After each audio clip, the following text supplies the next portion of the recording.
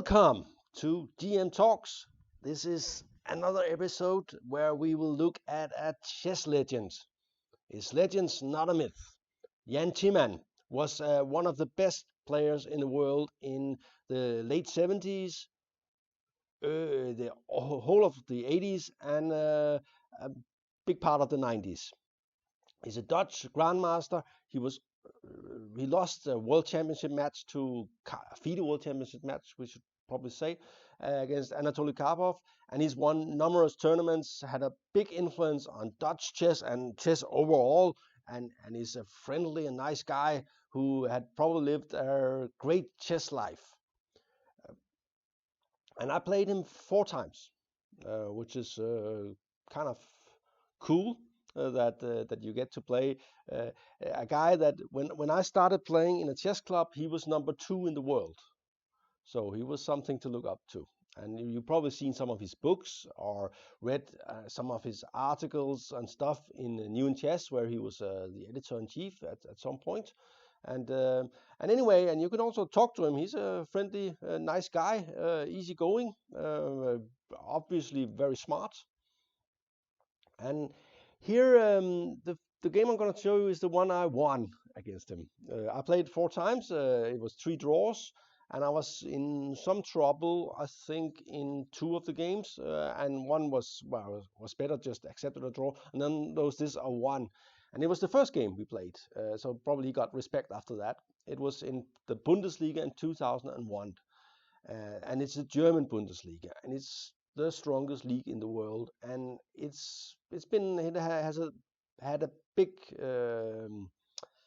impact on my chess career, because I like the Bundesliga and I like the way chess is played in the Bundesliga, because the atmosphere is very tense and serious, and you can just see that everybody here is very interested in how it's going and in chess, and takes it very seriously, and it just creates something that's better than in normal tournaments. Also, we play with match points, which makes which we don't play in the Danish league, which is rather stupid, which makes the match much more intense and so on. Well, but we were playing against Porch. They were a very, very strong team, and when they sort of changed the rules on how many Germans you could have, then the chief there drew the whole. Took out the team. But it was a very strong team that won many times, and we played them every year. Of course, I played for Hamburg, and I played there since '98, so it's been some years. Maybe in 2 years' time they'll give me a gold watch or something. I don't know, probably not. Anyway, I'm white, and I play e4. And at the time, Timman was still in the top 20, I think, something like that, with a rating of 2639. And it's by the way, age is a problem. They've had some studies that show after 45, it's just slowly but steadily and surely downhill. And I'm 49 and turning 50 soon, and I start to feel the age. Anyway, that was not a problem back here in 2001, where I was 30 years old. We played Spanish or Rai Lopez. I never really decided what to call it. And Timman goes for d6, which is kind of popular at the moment. Mostly with black playing some sort of a system with d6 and bishop d7. Another idea is to go knight d6 and here, which is also not so bad. Anyway, one line that is probably quite good for white is to simply take here now and play d4. But okay, c3 is the main line. You can also castle. You can also play d4, and don't fall into the Noah's Ark trap. We're going to probably make a short video about that. f5. This is known as the siesta variation. A great name, by the way. Siesta means I mean break or something in Spanish. And I knew that Timman could play this, and I just prepared something that said, okay, if he knows what he's doing, it's probably plus equal or equal, but I will never be worse. But I couldn't really remember. Anyway, this is all theory. Here, very sharp lines comes from d4, but the normal line is to castle first. Here, and of course, this pin here, black stops it immediately. Bishop c2, and white has to get rid of this guy. He's paralyzing all the pieces down here, uh, which would like to get out. And e4 is simply too aggressive. You lose the pawn. So yes, to take, and knight f6. All this is common theory. d4, trying to blast hole. And of course, black's structure is fine, and he has exchanged an f pawn versus an e pawn, which on purely positional considerations is good for him. But he has also left some holes here. White squares holes, you can also even say here. And due to the f pawn is missing, you can even say here, because h6 will make holes on g6 and so on. So there are some repairing to do for white. And if white, for instance, had a white squared bishop, this would be a disaster. But he doesn't. And also what black is sort of getting his pieces out rather quickly, and white is still down on the first rank. Very normal, common for the Spanish. d5, f3, also very normal. Attacking, we have to open the f file. h6, attacking the knight, has to go. He cannot really take here due to the check on g6. Something like this is a disaster. And if he goes here, I go knight f4, and it's already over. Okay. So castle is also normal. Knight d2, putting more pressure on e4. You see that we have all these. So he has to take. And we see that in general, black's position looks fine. There are just, well, these holes. And of course, there are two knights, and it could be a little bit dangerous. But in the long term, black should be fine if he just managed to not get into trouble on the white squares. Rook f7. Prophylactic. He knows that a knight might land here, so he moves the rook immediately. All very natural. The thing is, something like this move now is nothing really. It doesn't do anything, and black easily recoup with something like this. Or take. And black can always exchange all the pieces because he has no bad pieces left. It's a problem if you're left with bad pieces when exchanging, but when all your pieces are kind of good, it's just fine to exchange them. And I play knight f2 here. This is theory, and this was preparation, and the position is still a little bit tricky for black. Because there sometimes I can come with something like this, and the pawn will move on. And there are also some hook over here, which we will see in the game. And sometimes white might even go here, and there are some double attack on these squares. Okay, bishop d6. Black is starting to regroup. He's hoping just to get knight e6 in, and he will be probably be okay, or get to exchange something. And I play bishop d2, and this was played before, and it looks kind of passive, and white doesn't have anything better, but the position is a little bit tricky for black. He has to be a little bit careful. For instance, queen d7, which is this is not a bad move. It is a bad move. Let's get back here. Queen d7 is not good, because after knight e5, he will have to give a pawn with something like this, and due to the threat of e6, he has to go here. And here, even though black gets to control e6, white does have a clear pawn, and it's a pass central pawn. It's not easy to exploit, but white is definitely clearly better. And there was a game Kosakov Yandimirov where white won from this position. Another idea here is to play Queen f8. That was played by Lotier, but then knight e5 is probably a little bit annoying as well. I think the best move is probably this, and I'm not sure white has any special advantage after this move. What he did was a big mistake. He played Queen c8, and I was calculating here, and I was playing against this living legend, Jan Timman, who played what looks like a big mistake.